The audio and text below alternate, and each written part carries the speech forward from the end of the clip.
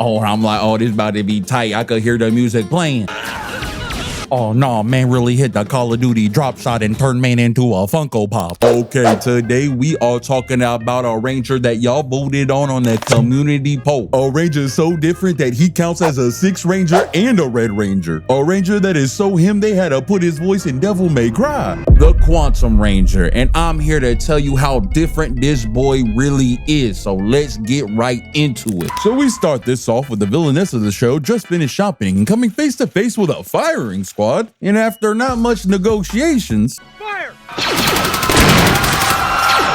Hey, I'm just saying, the police any year and any timeline know how to do their job. Well, this task force that we just watched unload on this chick is actually led by Eric Meyer, also known as the Qunatum Ranger, but we're not there just yet. But Eric and the main Red Ranger, Wesley, actually know each other. Wesley walked up to the man like, hey man, it's been a minute, how you doing? And to disrespect, Eric really left Wes hanging right there. Nah, I ain't gonna lie, that's wild. Bro really put all 5 fingers out ready for that dap and try to salvage it by turning it into a fist bump and still got ignored. Nah, I'd be swinging. Nah, Eric really done little bro the Red Ranger. But I will say both are really surprised to see each other, and Wes gets even more surprised when he realizes Eric is actually working for Wes's father. But after these two groups go their separate ways, the Rangers actually ask Wes how he knows Eric and why was he acting so weird around him. And yeah, Wes breaks it down to them that him and Eric actually were friends all the way up until college, even somewhat rivals, always pushing each other to do better. The thing is, however, Eric had a rapper's backstory as he done grew up pouring in the slums. I just know my man got a mixtape somewhere. But this inevitably gave our boy a chip on his shoulder when it came to rich people, which is understandable, as he realized in life and crawling up to college that everything that he was going to work 10 times hard for, everyone else was going to be given by birthright. And this even changed the way he looked at Wes, changing their friendship into resentment, as he looks at Wes as a nepo baby, which he kind of is, as he wastes his potential and squanders away everything that his parents give him, pretty much taking for granted everything Eric wished he had in life. And I ain't gonna lie, that backstory too relatable. You know what else is relatable? This app that I've been using called Polybuzz is sponsored today's video. They're the one-stop shop for AI chatbots that you can romance, roleplay, or just have fun with. With over 20 million characters, there's something for everyone, and if not, you can make your own. But I hopped in a Time Force group chat to ask Eric what I should cover on him. Since they could talk, he said, you could mention my first day as a ranger. Even the Pink Ranger chimed in. Oh, and don't forget, we accidentally time traveled to the Jurassic period. And she knows her stuff because the scene that she talks about shows up later in this video. But hey, if you want to give Polybuzz a try, I have it in the description of this video. But here's a secret: if you type in Shaman K1 in the search bar of Polybuzz, you'll get a special promo code that gets you all them spicy features. So download Polybuzz and use my promo code and thank them for sponsoring this video. Now let's get back to it. Oh, but things are really about to piss Eric off as the Power Rangers had to fight their monster of the week, and that monster was piecing up just a little bit. I ain't gonna lie to you. Where the monster ends up blasting the Rangers and Eric's squad, and in the process breaking the Red Ranger's visor. And I don't know, somehow, some way, Eric, who is right in front of him, could tell from this itty bitty little triangle cutout that that was Wes underneath.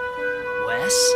Like, bro, if I would have saw this, I wouldn't know who it is. I would have been shooting in the dark. I'd be like, okay, it's a white man. But if that wasn't even a crazy enough reach, Wes's father, who's like yards away, could see through that itty bitty little visor that it was also Wes. Like, come on, bruh. Oh, and the father come up to him like, bro, you supposed to be running a family business. Why are you up in spandex? Wes tells him, I'm a ranger, dad. And skedaddles out of there. And Eric at this moment is pissed, as he looks at this as him being gifted another achievement while Eric is having to work hard and seeing the gap between them getting even further. But luckily for him, next episode, things is a finna change, as Ransack, the main villain of the show, and the Rangers are on the prowl for the quantum powers. But Eric and his team get wind of this and say, hey, let's throw our hat in the ring too, you feel me? You know, your boy trying to ranger up on some hoes, ha ha. But as all these factions end up fighting the power and end up fighting over it,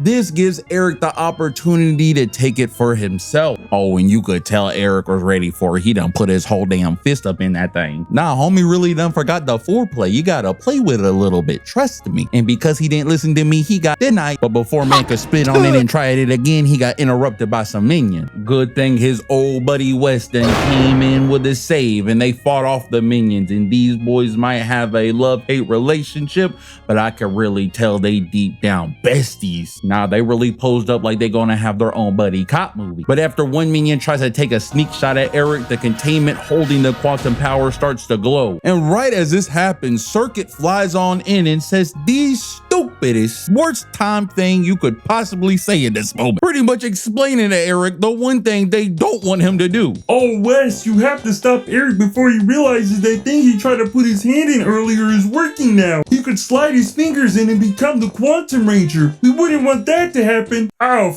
my bad. Oh, and that he does, as our boy Eric finally becomes the Quantum Ranger. And oh, if you haven't seen this season of Rangers, you might be thinking to yourself, wow, he really looks a lot like the Red Ranger, just with some black and some spiky details. And you would be right, as I feel like this is a great representation of Eric's personality, as he truly does think he should be a Red Ranger in his own right. And if you try to debate me on this, like, oh, Shaman, he's not a Red Ranger, he's a Sixth Ranger. Shut the fuck up. He was in the Forever Red special that was Red Rangers only. He qualifies as a Red Ranger and a Sixth Ranger because he just different. Bro, Wes wasn't even knowing what he was seeing. He couldn't believe it. He's like, no, boy's about to take my job. Yo, Owl, what do you got on him? I got nothing on him. You're fine. Oh, and I know Wes was pissed deep down in his soul. Like, this man just took my whole flow. Oh, and to make it worse, the other Rangers were in distress while they were fighting the monster of the week, and this man just come out of nowhere like, hey, y'all need to tag me in. Oh, the Rangers were dumbfounded. They didn't even know who it was yet. They're like, yo, who is this guy? Did we get a new leader? Thank God. Wes come in like, No, guys, I'm here. oh, dang it. Oh, but back to Eric, he been a Ranger for 5 whole seconds, and this man already aura farming this shit. Boy, really like, your new Red Ranger has arrived. And that he did, as he done jumped down, and I'll let you know now, Eric is the type to shoot first, ask question later, as he done turned the pistol to kill mode and erase everything in seconds. Now, I ain't gonna lie, this man pistol might be a pay-to-win skin, cause this thing got red tracers and smoke screens when he fire it. Nah, sir, what Call of Duty bundle did you buy with that? Tell me, please. Oh, and you already know he could turn the blicky to a sword. This ain't even a surprise anymore for y'all. Oh, and this is how I know the spotlight made for man, because he done start dropping the frame rate on him. Boy was moving like he got 500 beams. Oh, and after he was done with the minions, he done pulled up to the main monster like, hey, let's get to this good old-fashioned Mexican standoff. Oh, and I'm like, oh, this about to be tight. I could hear the music playing. Oh no, man really hit the Call of Duty drop shot and turned man into a Funko Pop. And that was all boys' first day out, and we still got more crazy stuff to cover. So if you're liking so far, please consider subscribing, as we are somehow halfway to our 100K goal for the year. And I know a lot of people don't even realize they maybe not be subscribed or think it might cost something. It's free, just give it a click. And you know what? My birthday coming up September, so you could think of it like an early birthday gift. Well, after both the Rangers and the villains failed miserably to get the Quantum Ranger powers, they still had a chance to get over on each other by getting the Q-Rex Zord, which is the most powerful Zord in Time Force. And they'll be fighting each other to get this. But of course, like always, Eric gets the deets and he's on his way to try to cop that thing too. But after Eric and Wes go on a whole bunch of time travel shenanigans and actually meeting a real life T-Rex, they come back and Eric actually finds the Q-Rex Zord that had got damaged in a previous fight, and he is here to claim it as his own. But you know Wes can't let that happen, so he decides to butt in, and ooh, Eric was waiting his whole life for this moment. Oh, and Eric let out all his pent-up frustration and just told boy straight up, you just a nepo baby. I don't know why they made you a Ranger. You just Jaden Smith to me. And oh no, right there is some fighting words. Jaden Smith? You done called me the Karate Kid? Oh, and Wes wasn't about to let that type of disrespect fly, and he said, you better morph up or shut up. And that they did, as they got straight into that action. And I ain't gonna lie, watching both of these guys fight, it was a little hard to keep track. It really kind of like that meme where it's like, yo, you could cheat off my work, but you can just change a few things. It was hard for me to tell who at first. Eric came in with a flying punch just to get judo flip, but Eric quick with a rebuttal as he then stood a kick straight to man's dome. And right now, you really gonna be thinking these guys are that same person, as they done start throwing out identical kicks and punches to each other. Wes was really looking at him like, I have never witnessed this style before. Oh, but Eric went sneaky because he's like, yo, look, it's a dinosaur. Oh, what? and proceeded to hit the mag dump on man. Oh, and he told Wes straight up, I'm about to make the Quantum Zord. As he goes and becomes the master of the Q-Rex Zord and makes it transform into its own standalone Mexican Zord, which I ain't gonna lie, the design pretty tough. But with Eric accomplishing this, it really shows how Time Force breaks the mold with this character, as he is stronger than all the Rangers, having the strongest sword and power, and he becomes his own solo act, pretty much being an anti-hero to the Power Rangers, where yeah, they're both fighting for the side of good, but that doesn't mean they need to team up. He only helps them on occasion and sometimes even fights against them. I just thought it was really cool to not get a total mainstay into the Group 6 Ranger, but still getting it. Pretty rare. But Eric kind of stays in the background for a good bit. He fights here and there, and we do learn more about him, knowing that he has a more loving nature. He just has a hard exterior. And they were pretty much pissed whenever they had to see each other, which is pretty funny. But one quick story, there was actually a mutant that broke the mind control and didn't want to like destroy everything and fight. And Eric was still trying to kill it, and the Green Ranger was trying to save it. And Eric was like fighting off the Power Rangers and is even down to shoot the Green Ranger and take him out too. But after hearing the monsters pleas and the Green Rangers pleas, he just misfires and says, F it, I guess my gun's jam, and walks away. Kind of showing that, yeah, he is lovable at times. He's just hard-coded and a bit cocky, which I like at times in my characters. But he did say something a little out of pocket when he said his Q-Rex Zord could take on Tommy Oliver's Dragon Zord and defeat it.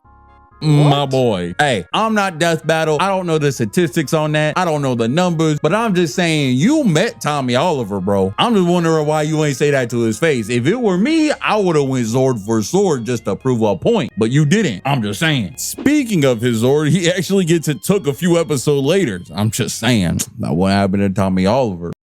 Wouldn't let that happen. But he gets it taken by this minion. It's able to replicate his voice and controls the Zord and wreaks a whole bunch of havoc with it. Oh, and you know the Time Force Rangers try their best to help out and stop this monster, but it is too strong for them, and they say, hey, we need to work as a team. Oh, no. You know this boy Eric spells team with the I in it because he is only here for himself. And I will say in all my years, especially in a kid's show, that Eric can be the only character that is selfish and doesn't believe in teamwork and still gets rewarded for it. Because what I'm about to explain to you next will defy all Power Rangers status quo from here and solidify just how different the Quantum Ranger is, not just from the rest of the cast, not just as a 6th Ranger, but as a Power Ranger in general, as what he is about to do might really hoodwink you into thinking that the Quantum Ranger might actually be, in fact, the main character of the show.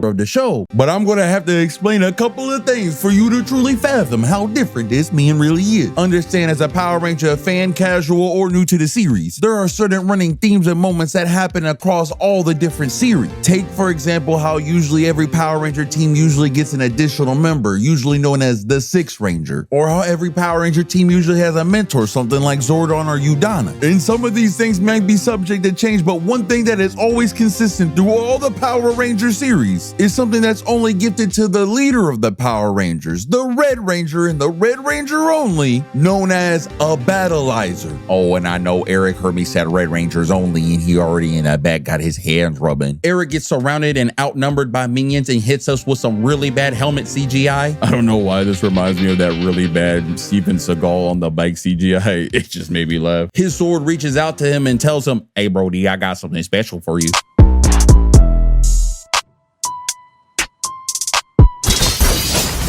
I am the storm that is approaching.